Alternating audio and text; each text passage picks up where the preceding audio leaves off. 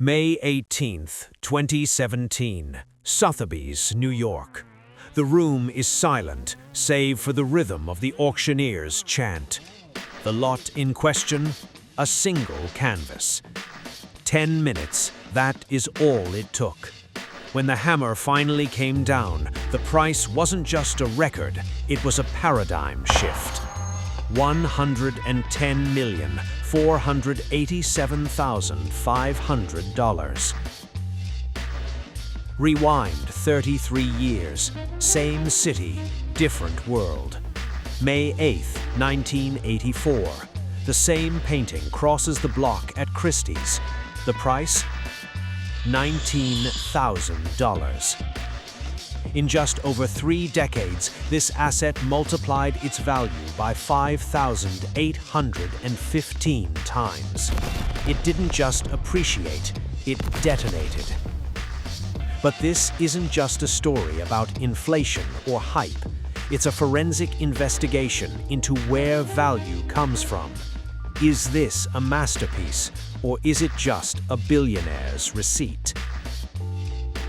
To understand the asset, you have to understand the manufacturer.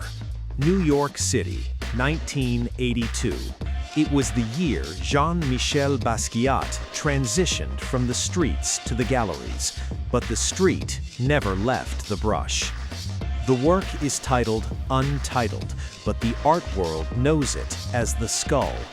It is a memento mori, a confrontation with death. A deconstructed self-portrait. Look at the eyes, asymmetrical, one wide, staring outward, the observer, the other a hollow spiral, looking inward, the chaos. The mouth is a cage, clenched teeth. It represents the black experience as Basquiat lived it, a scream that goes unheard, silence, entrapment. He famously said, "I cross out words so you will see them more." The canvas is scarred with scratches and X marks. This is the aesthetic of negation, erasure. The raw energy of the subway wall transferred to high-end linen. But framing this morbidity is a halo of azure blue, a vibrant cerulean, unusually clean for his 1982 style. It isolates the figure in a wholly electric space. It creates a disturbing dichotomy, a vibrant, living background holding a dying subject. 1982 was the prime year, the apex. But after the gavel fell in 1984, this specific masterpiece didn't hang in a museum. It didn't tour the world. It vanished. For 33 years, the painting resided here, the private residence of Jerry and Emily Spiegel, Kings Point, Long Island. The Spiegels were what the industry calls stealth collectors. They weren't buying for social prestige. They weren't buying for the cocktail party circuit. They bought for possession. While Basquiat's fame exploded in the 90s and 2000s, while his work appeared on t-shirts, in music videos, and in MoMA, this prime 1982 example was effectively erased from the active art world. But this seclusion had an unintended financial side effect: preservation. Museum tours are brutal on art, travel, humidity changes, and most importantly, light. Because the skull avoided the harsh lights of the global museum circuit for 3 decades, the acrylic and oil stick pigments remained unusually vibrant. The blue was pristine. When the Spiegels finally passed and the work was consigned to Sotheby's in 2017, the market reacted not just to the quality, but to the mystery. In the auction world, fresh to market is a force multiplier. The painting's disappearance gave it a mythic status. Its re-emergence wasn't just a sale, it was the discovery of a holy grail. This was a supply shock. You had massive, pent-up global demand for Basquiat colliding with a supply of one.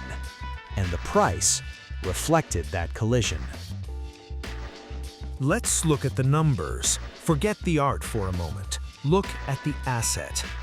To calculate the performance, we use the compound annual growth rate, or CAGR. The result? 30.04% annual growth every single year for 33 years. Your $19,000 in the stock market would be worth about $665,000 today, a respectable 35x multiple. But the Basquiat, it didn't just beat the market, it outperformed the S&P 500 by a factor of 166 to 1 in total accumulated value. Who pays that kind of premium?